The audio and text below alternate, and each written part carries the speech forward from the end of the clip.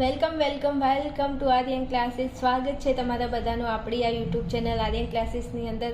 વિદ્યાર્થીઓ, thank you so much. તમારો fully support છે અને તમારી ફૂલ્લી કોમેન્ટો છે. તમારી કોમેન્ટો જોઈને મને બહુ જ મજા આવે છે અને બહુ આનંદભરી લાગણી તમારા પ્રત્યે થાય છે. દરેક વિદ્યાર્થીઓ વિડીયો જોવે છે અને વિડીયોમાં જોઈને ભણે છે, મોજ કરે છે. આપણે તત્વજ્ઞાનની અંદર મોજ મજા અને મસ્તી કરવાની છે.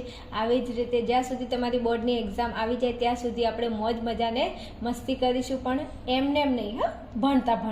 ભણવાની સાથે સાથે મોજ મજા મસ્તી કરીશું, પણ એના માટે તમારે વિડીયો જોવો પડશે અને ભણવું પડશે, તો મોજ મજા મસ્તી થાય. કારણ કે તમે ભણી રહ્યા છો, ભણવાની સાથે સાથે તમે મોજ મજા કરો તો મજા આવે, પણ કશું કરતા ના હોય જિંદગીમાં એકલી મોજ મજા કરો તો એનો કોઈ મતલબ એ નહીં. ભણવાની અંદર તમારે જો હોશિયાર થવું હોય, કંઈક સારા માર્ક્સ લાવવા હોય તો તમારે સખત મહેનત અને સખત પરિશ્રમ કરવો પડે ને એના માટે આવા વિડીયો જોવા પડે ને આવા વિડીયો જુઓ તો અનુમાનના નિયમો આવડે, એના દાખલા આવડે, નહીં તો ન આવડે. રાઈટ? ઓકે, ચલો. અનુમાનના નિયમો આપણે ભણી રહ્યા છીએ. એમાં મનોયત્ન 3.1નો પ્રશ્ન નંબર 3 અને એમાં આજે દાખલા નંબર 5 આજે આપણે જોવાનો છે. 1 થી લઈને 4 દાખલા અપલોડ કરી દીધા છે પ્રશ્ન નંબર 3ના. ના જોયા હોય તો એકવાર જોઈ લેવા. ડિસ્ક્રિપ્શનની અંદર દરેક વિડીયોની લિંક આપેલી છે. અનુમાનના નિયમોની પ્લેલિસ્ટની લિંક આપેલી છે. એમાં જઈ અને તમે દાખલા જોઈ શકો છો તમારી જે જરૂરિયાત છે એ પ્રમાણે. વિદ્યાર્થીઓ, ચેનલની અંદર તમે જો પહેલી વાર આવ્યા હોય વિઝિટ કરવા માટે તો તમે 100% ચેનલને સબસ્ક્રાઈબ કરી શકો છો અને કરી પણ લેજો. કારણ કે જો બોર્ડની એક્ઝામમાં તમે એવું વિચાર્યું છે કે તત્વજ્ઞાનમાં 100માંથી 100 માર્ક્સ લાવવા છે, સારા એવા માર્ક્સ લાવવા છે, 90+95+ તમારે માર્ક્સ લાવવા છે, તો ચેનલને તમારે સબસ્ક્રાઈબ કરવી જ પડશે. કેમ કે આપણી ચેનલની અંદર તત્વજ્ઞાન વિષયમાં તમને કોઈ જગ્યાએ તકલીફ નહીં પડે. જ્યાં સુધી તમારી બોર્ડની એક્ઝામ આવે છે એના પહેલાં 1 થી લઈને 10 ચેપ્ટર હું અપલોડ કરવાની 100% તમારી માટે કોશિશ કરીશ. અને જ્યારે તમારી બોર્ડની એક્ઝામ આવી જાય એના પહેલાં સરસ મજાનો ધમાકેદાર આપણો એક વિડીયો આવી જશે. એની અંદર તમારે કેવી રીતે 100માંથી 100 માર્ક્સ લાવવા એની ફૂલ્લી પ્લાનિંગ સાથેનો વિડીયો બનાવીશ. એકવાર ચેક કરી લેજો. બીજું, ચેનલને તમારા બીજા જે બી તમારા મિત્રો છે એમના સુધી શેર કરજો, તો એ લોકો પણ આપણી ચેનલની અંદર શાંતિથી ભણી શકે અને પોતાની લાઈફમાં અને પોતાના આ 12મા ધોરણના કેરિયરમાં કંઈક સારા એવા માર્ક્સ તત્વજ્ઞાનમાં લાવી શકે. ઓકે, ચાલો. આજે આપણે દાખલા નંબર 5 જોવાનો છે. એમાં આપણને રૂપલક્ષી સાબિતી આપી છે અને સામે શું આપેલી છે? ખાલી જગ્યાઓ. તો આપણે આ ખાલી જગ્યાઓ પૂરવાની છે અને આ ખાલી જગ્યાઓ કેવી રીતે, આ ખાલી જગ્યાની અંદર શું જવાબ લખો ને કેવી રીતે પૂછવી, આગળના દાખલામાં મેં સમજાવ્યું છે અને આમાં પણ તમને સમજાવી દઉં કે વિદ્યાર્થીઓ અહીંયા જુઓ, આ દલીલો છે. આ બધા જે દલીલમાં બધા વિધાનો આપેલા છે એમાંથી કોઈક ના કોઈક વિધાન અહીંયા નિષ્પન્ન કરેલું છે. દેખાય છે? તો કે હા, આ બધા વિધાનો અમને દેખાય છે. હવે એમાં અહીંયા આ જે વિધાનો ફલિત કરેલા છે, તો આ વિધાનો અનુમાનના કેટલા નિયમો છે? તો કે 8 નિયમો છે. તો અનુમાનના 8 નિયમોમાંથી એના રૂપનો ઉપયોગ કરીને અહીંયા કોઈને કોઈ વિધાન શું કર્યું છે? તો કે ફલિત કર્યું છે. હવે આપણે અહીંયા સામે આ જે વિધાનો કયા આધાર વિધાનો પરથી ફલિત કર્યા છે અને અનુમાનનો કયો નિયમ લગાડીને અહીંયા રૂપને ફલિત કર્યું છે વિધાનને, એ આપણે અહીંયા લખવાનું છે સામે ખાલી જગ્યામાં. હવે અહીંયા 1, 2 અને 3 એની સામે જો અહીંયા પી લખેલું છે. પી નોટ પી એટલે પીનો મતલબ થાય આધાર વિધાન. પીનો મતલબ શું? એમ નહીં, તમે તો બહુ નેગેટિવ વિચારો છો. એકચ્યુઅલી એ નથી કહેતી, બિયર પીવાનું નથી કહેતી. આ પીનો મતલબ થાય છે આધાર વિધાનો. ઓકે, ચલો. હવે આપણે આ આધાર વિધાનોનો ઉપયોગ કરીને આ બધા વિધાનોને ફલિત કરેલા છે. હવે કયો નિયમ લગાડ્યું છે આપણે ચેક કરશું. ઓકે, ચલો. હવે અહીંયા 4થા નંબરનું આધાર વિધાન તમને દેખાય? તો કે હા. 3જા નંબરનું આધાર વિધાન ફલિત વિધાન છે. સામે અહીંયા 4થા નંબરના વિધાનમાં ખાલી જગ્યા આપેલી છે. તો આ વિધાન નિષ્પન્ન કરેલું છે, પણ કઈ જગ્યાએથી? જ્યારે તમે ખાલી જગ્યા પૂરતા હોય તો મારો એક શોર્ટ ટ્રીક તમે યાદ રાખી લો કે ધારો કે આ પી શરતી ક્યુ આ વિધાન છે, એના સામે ખાલી જગ્યા પૂરવાની છે. તો પહેલાં ચેક કરો કે આ 4થા નંબરે છે એના ઉપરના જેટલા પણ આધાર વિધાનો હોય એમાં ચેક કરો કે આ પી શરતી ક્યુ છે કઈ જગ્યાએ. તો અહીંયા નથી, અહીંયા છે પી શરતી ક્યુ, આ પણ પી શરતી ક્યુ. તો પી શરતી ક્યુ અહીંયાથી ક્યાંકથી અહીંયા ફલિત કરેલું દેખાય? તો કે હા. હવે અહીંયા જો આ પી શરતી ક્યુ છે એમાં સર્વોપરી કારક કયું છે? તો કે સમુચ્ચય છે ને? તો કે હા. તો હવે સમુચ્ચયનો લગતો નિયમ જેમાં અહીંયા સમુચય વચ્ચે આવતું હોય એવો અનુમાનનો કયો નિયમ છે? તો કે કોંજનો નિયમ છે. તો હું અહીંયા એનું રૂપ લખી દઉં છું, કોંજનો નિયમ. અને એક જ મિનિટ, હા, અહીંયા સમુચય તો કોંજનો નિયમ છે, એમાં પણ સમુચય આવે છે જેનું રૂપ થાય છે પી ક્યુ, તેથી પી સમુચય ક્યુ. અને આપણી જોડે એક બીજો નિયમ છે સિમ્પનો નિયમ, અને સિમ્પના નિયમમાં પણ સમુચય આવે છે. જો પી સમુચય ક્યુ, તેથી પી અને તેથી ક્યુ. જો આપણી જોડે આ બે નિયમો છે, એક કોંજનો નિયમ જેમાં પી ક્યુ, પી સમુચય ક્યુ. અહીંયા પણ સમુચય આવે છે, અને સિમ્પમાં પી સમુચય ક્યુ, તેથી પી, તેથી ક્યુ. રેડી? હવે ખાસ વિદ્યાર્થીઓ અહીંયા થોડું ધ્યાન આપશો. આપણે આ બંને નિયમોમાંથી કયા નિયમનો ઉપયોગ કરવાનો થશે? તો તમે જો અહીંયા કોંજનો નિયમ છે, અહીંયા સિમ્પનો નિયમ છે. તો આ બંનેમાંથી કયું રૂપ અહીંયા બંધ બેસતું તમને લાગે છે? તમે જોજો વચ્ચે સમુચય હોય ને આજુબાજુ વિધાનો હોય એવું રૂપ આ બે નિયમોમાંથી કોનું છે? તો કે સિમ્પનું છે. જો તો કે આ તમને કેવી રીતે ખબર પડી? લે, હું તો ભણાવું છું, મને કેવી રીતે ખબર ન પડે? પડે ને? હા, તો હું તમને એ ટ્રીકથી સમજાવવા માંગુ છું. અહીંયા પી સમુચય ક્યુ છે, તો પીની જગ્યાએ કોઈ વિધાન હશે, સમુચયનું સમુચય હશે, અને ક્યુની જગ્યાએ વિધાન હશે. જો આવું કે છે, હા અહીંયા છે ને, સમુચયનું સમુચય, આગળ પી વિધાન, પાછળ ક્યુ વિધાન. પીની જગ્યાએ ગમે તે વિધાન આપે, ક્યુની જગ્યાએ ગમે તે વિધાન આપે. આપણે એનાથી કોઈ લેવા દેવા નથી. આપણે તો બસ સર્વોપરિકારક તરીકે જોઈ લેવાનું. સર્વોપરિકારક અહીંયા સમુચય છે, આગળ પી વિધાન એટલે આ પી શરતી ક્યુ એ વિધાન, ક્યુ એટલે આપણું આ વિધાન. ઓકે, હવે જુઓ અહીંયા તો પી સમુચય ક્યુ સિમ્પના નિયમ પ્રમાણે પી વિધાન પણ તમે નીચે નિષ્પન્ન કરી શકો અને ક્યુ વિધાન પણ કરી શકો.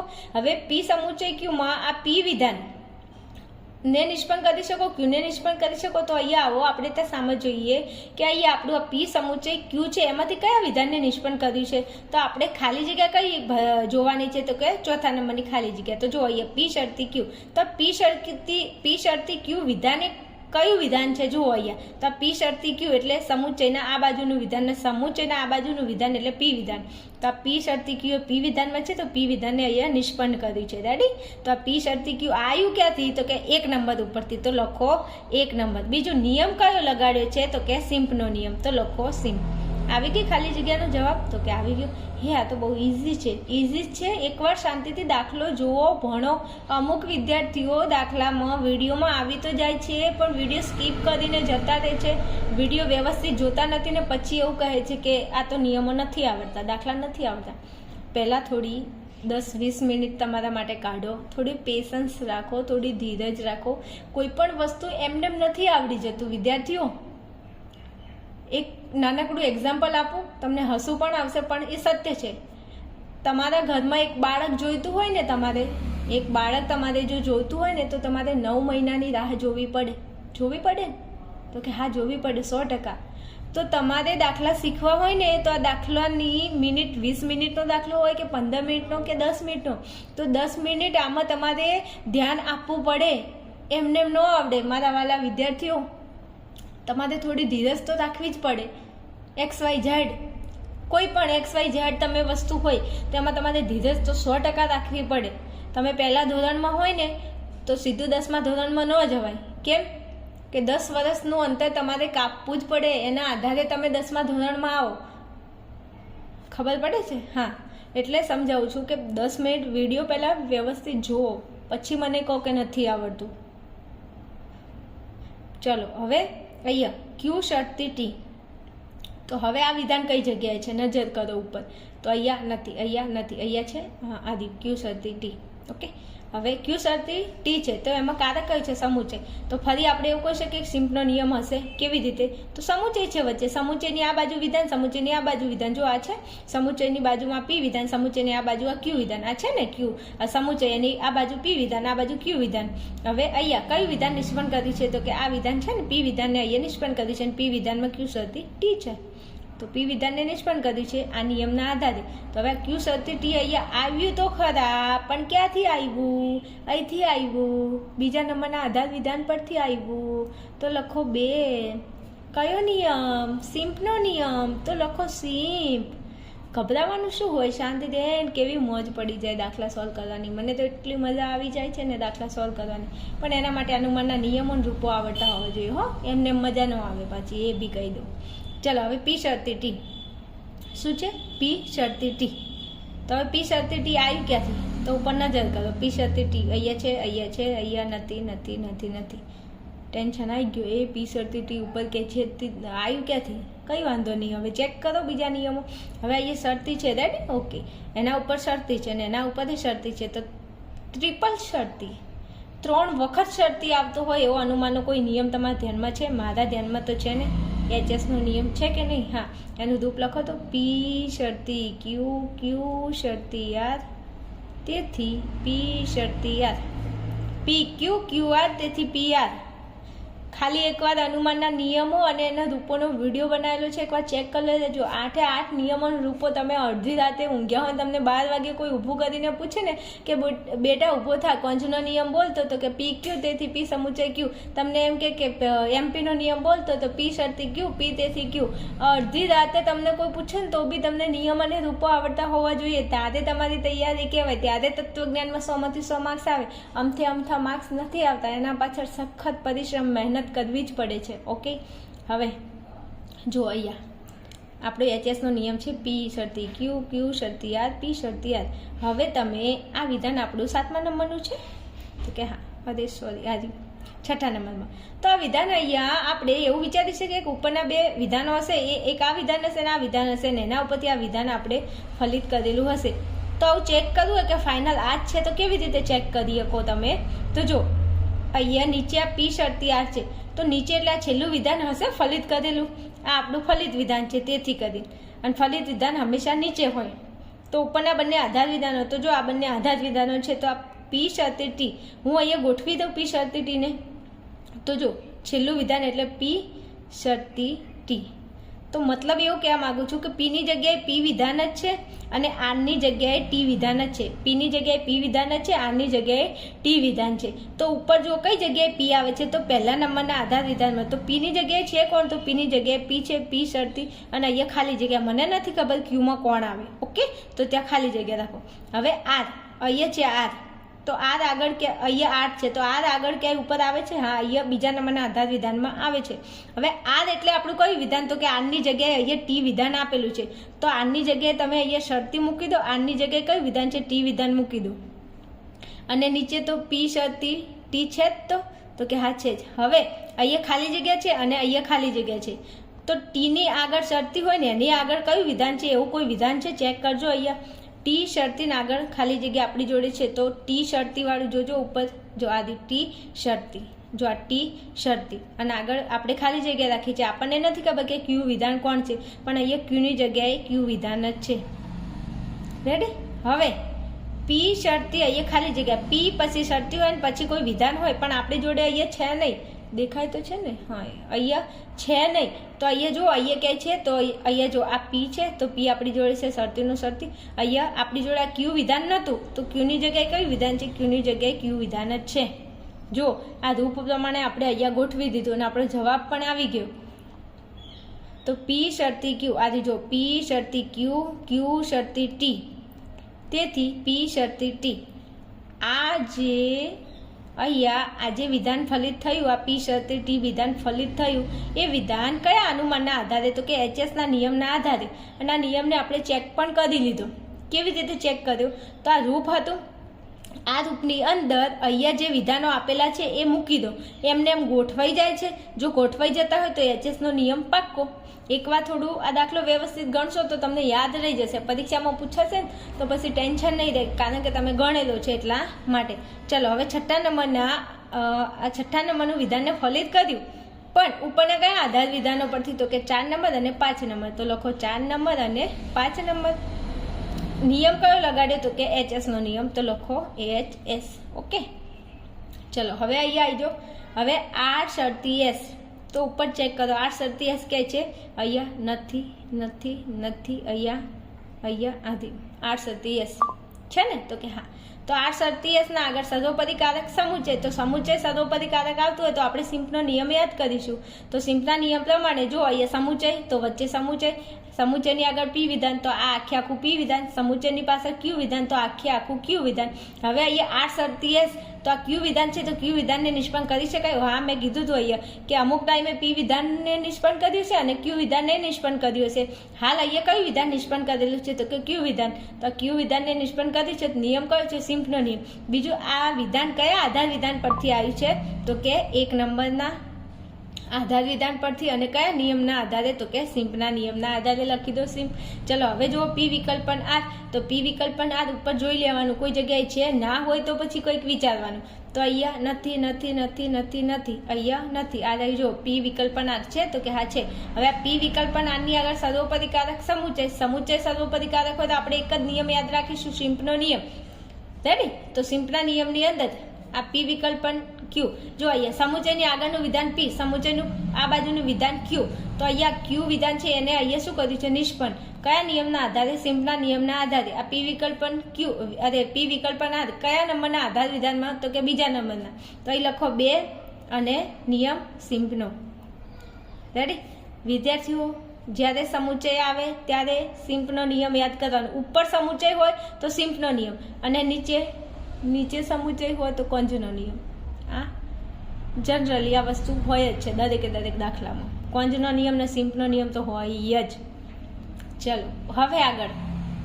હવે અહીંયા પી વિકલ્પન આર આપણે લાવી દીધું બીજા નંબરના આધાર વિધાન અને સિમ્પ. તો હવે ટી વિકલ્પન એસ છે.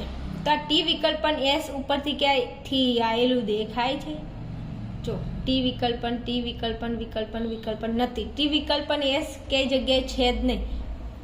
હવે શું કરશું? એમાં જોવા નહીં બેસવાનું, ચેક કરવાનું.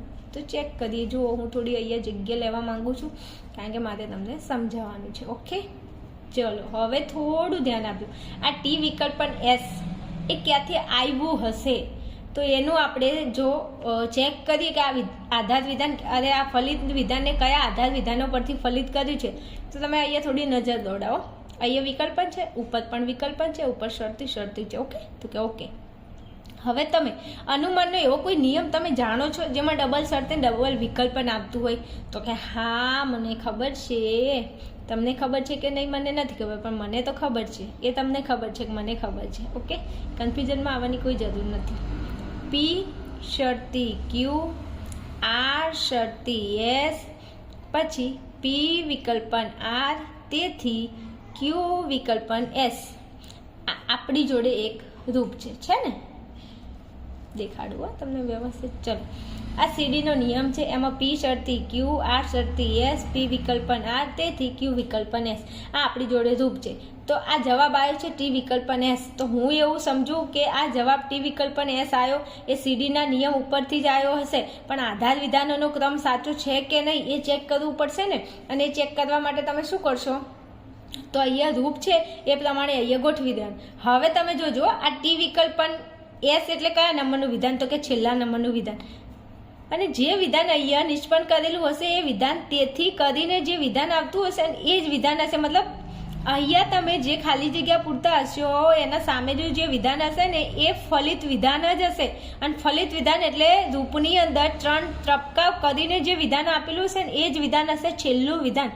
અનુમાનના 8 નિયમો એમે તમે જોજો 8 નિયમોની અંદર 3 ટપકા કરીને પાછળનું જે વિધાન હશે ને એને ફલિત વિધાન કહેવાય. અમુકને એ નથી ખબર હતી કે આધાર વિધાન કોને કહેવાય, ફલિત વિધાન કોને કહેવાય. વિદ્યાર્થીઓ 3 ટપકા કરીને પછી મારી ભાષામાં કહું તો 3 ટપકા કરીને પછી જે વિધાન હોય એને હું ફલિત વિધાન કહું છું અને એના ઉપરના જેટલા વિધાનો હોય એને આધાર વિધાનો કહેવાય. ઓકે, તો કે ઓકે.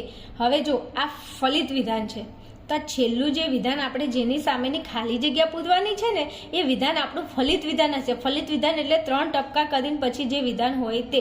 હવે જો વિકલ્પન એટલે આ જો આ વિકલ્પન છે તો આ વિકલ્પન છે તો કે હવે વિકલ્પનના આગળનું વિધાન એટલે કયું વિધાન તો કે ક્યુ વિધાન. હવે અહીંયા જો આ વિકલ્પનના આગળનું વિધાન કયું વિધાન છે? ટી વિધાન.